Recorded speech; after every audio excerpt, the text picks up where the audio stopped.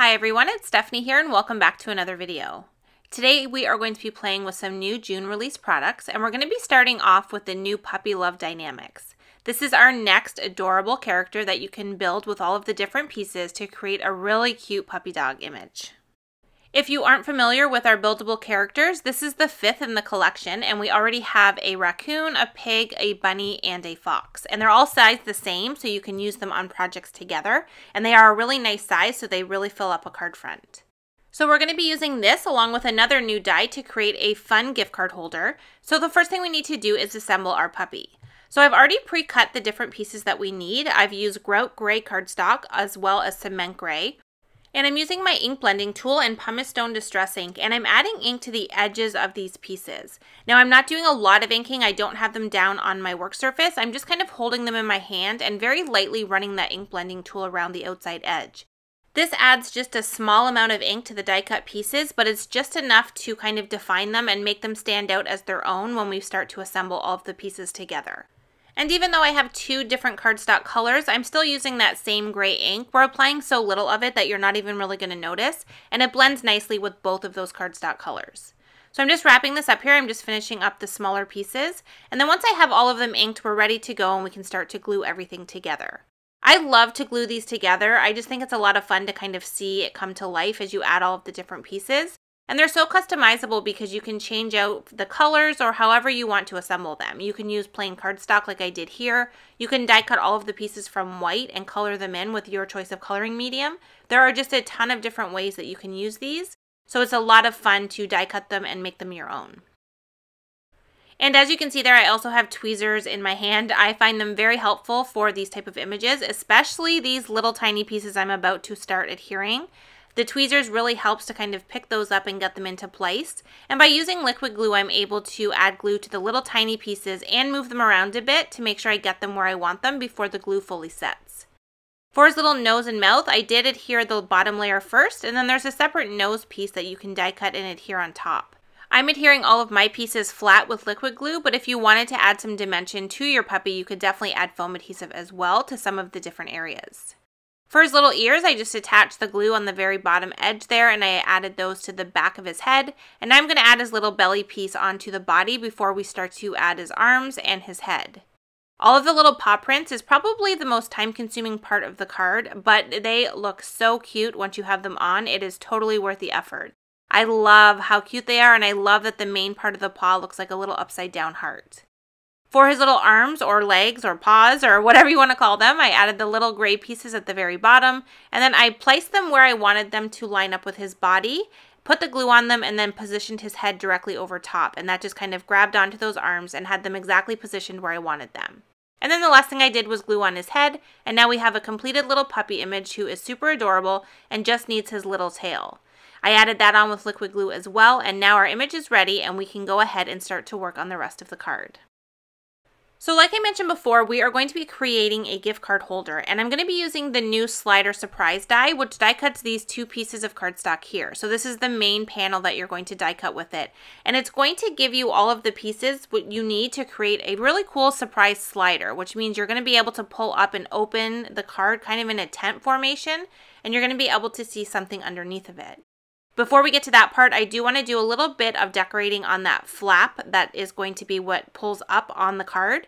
So what I'm doing is I'm adding some cloud detail with a stencil, but I didn't want the clouds to be on the outside edges of that panel. So I just tucked a piece of typewriter paper underneath of the middle piece, and that's going to allow me to add the cloud detail on just that center area and not get it onto the white frame on the outside edges. Once I get this completely finished and you see the finished card, we barely see any of these clouds, so I guess in hindsight I probably wouldn't have done so much detail on it just because we didn't really need to. The puppy image pretty much covers them right up, but I do love the look of them and it gave me other ideas for ways that I could create scenes on this card. In addition to the clouds, I also die cut a little strip of grass using the Grassy Fields Die-namics, and I've die cut that from Limelight cardstock, and I'm going to adhere it directly onto that middle piece with liquid glue. And we're going to do the same thing that we did with the cloud stencil and add that typewriter paper back underneath the panel so that we don't accidentally glue the grass onto the outside edges of the frame. You can see there at the very bottom there's a score line, and I lifted up on that to make sure that the grass was high enough up that it wouldn't affect that score line. And now I'm going to just trim off the extra pieces that are hanging over the side. And now you'll see once we remove the grass edges that the score line I just folded up, and the other score line, which you probably haven't noticed yet but I'm going to fold up now, is what is going to allow this to create that surprise slider. So you just want to fold up that middle score line like I'm doing here, just like a tent, and then the bottom one just gets folded up as well. So we have those folded ready to go, and you'll see how we assemble this once we have everything attached. And we have our little dog image, who is the star of the show, and he's going to be adhered right in the grass so it looks like he's sitting there. I'm adding adhesive to the dog, and the one thing you want to keep in mind when you're creating this type of card is you don't want anything to be adhered over that middle score line. So I only added adhesive to the bottom of the dog and not to the top of his head. And you can see when I fold this over, you'll see why. We want to be able to let that completely fold up. And if you had his head attached, it wouldn't allow that to happen. So anything that you add to this, whether it be stamped images or whatever you're creating on your scene, you just want to make sure that you only have stuff adhered in between the two score lines on the bottom. So now that we have him on there, we've done our score lines, we have everything ready to go, we can start to assemble the slider portion of the card. So the other piece here that I have die cut comes with the die, and what it is a panel that we're going to be able to pull up on to reveal whatever we have hidden underneath.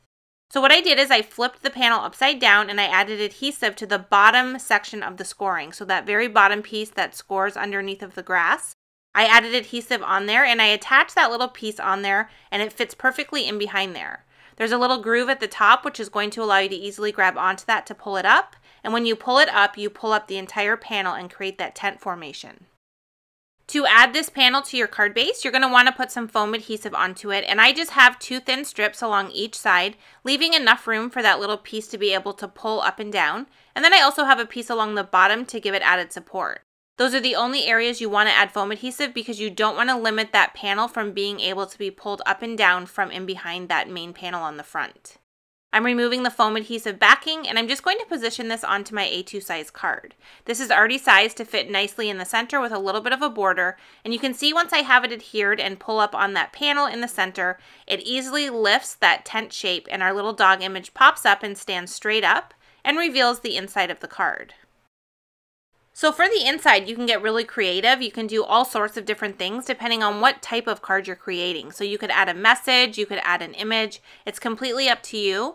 One of my favorite things to hide underneath of the panel that slides up is a gift card. It's a really great way to give a gift card and not have it be super boring by just handing a gift card. It lets you get creative and create a really fun card design that coordinates nicely with the card you're giving.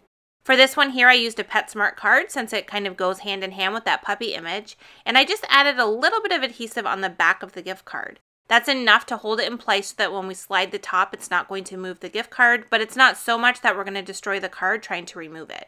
And you can see I was easily able to slide the top of that up with the gift card underneath of there. So the last thing we need to do now is add a sentiment, and I'm using the gift card greeting stamp set, which is a really great sentiment for any time you want to give a gift card. There are a lot of different options in this one. And I'm going to stamp the sentiment onto a piece of black cardstock so that I can heat emboss it and die cut it with a sentiment strip. So I stamped it onto the cardstock with Versamark ink, which is a clear sticky ink, and I'm just adding white embossing powder directly over top, and I'm going to take that to my heat tool and heat set it. Now the smallest banner in this set was a little bit too small and the largest one was a little bit too large. So I did a little bit of creative die cutting and I die cut with the largest one first, and then I just ran it back through my die cutting machine with the largest one a second time and kind of repositioned how I die cut it. So I cut one of the ends off to make it kind of in between the two sizes. I added foam adhesive to that, and then I adhered that directly onto that little bottom piece where we have just white area and we didn't add any detail. It looks really great and it kind of overhangs each side, so when you slide up the center of the panel, that banner moves up and down over the outside frame and looks really cool how it all kind of works together. And then all we needed to do was make sure the recipient knows that they can pull up on that panel, so I used the small pull stamp from the interactive label stamp set, stamped that on there with black ink, and our card is complete. We have the adorable new Puppy Love Die-namics front and center on our design, and we were able to add a fun gift card option by using the new Slider Surprise Die-namics.